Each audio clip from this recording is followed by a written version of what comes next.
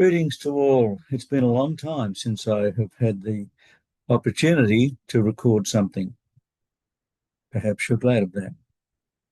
But it's a great time to be doing it at the stage when the hostages in Gaza are being released. Because I can remember back on October 7th, back in 2023, when a couple of days after they were captured, I recorded a piece about the rabbi and his students. The rabbi saying, "How can we tell day from night?" And the student saying, "Well, when you can tell a dog from a sheep, that's obvious." And he said, "Not really. No, it's when you can see in your brothers and sisters another human being. Until then, it will remain night."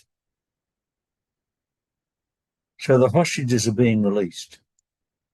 I went looking to see if I could get news about that. And I found it quite bizarre that before you could focus on the news, you had to focus on cruises being advertised. I suppose they've got to do advertising, fair enough. But on the other hand, the important news item was that people are being released. And the question in my mind was, released from what to what? Because you can't be released from life. Released from what to what? Some would say to nothing. Released from nothing and released to nothing. We're challenged somehow to make sense of it all in our own lives, day by day.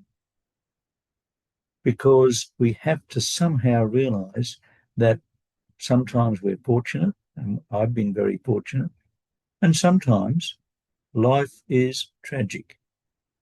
That's what logotherapy was talking about in terms of a tragic optimism.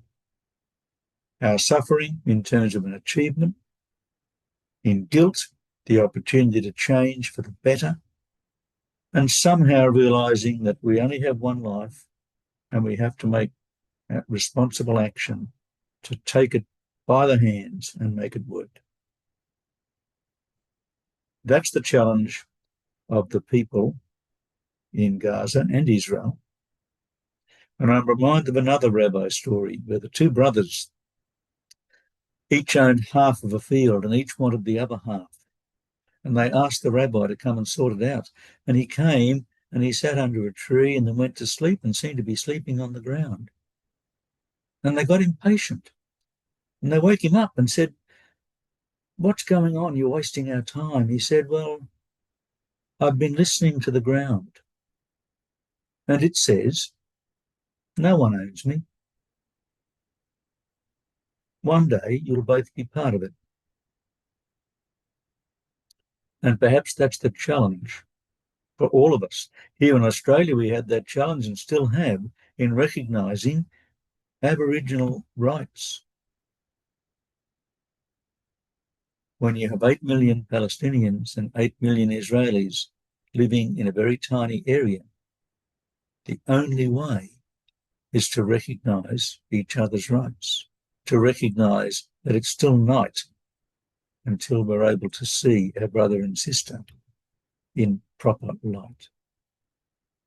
Thank you for listening.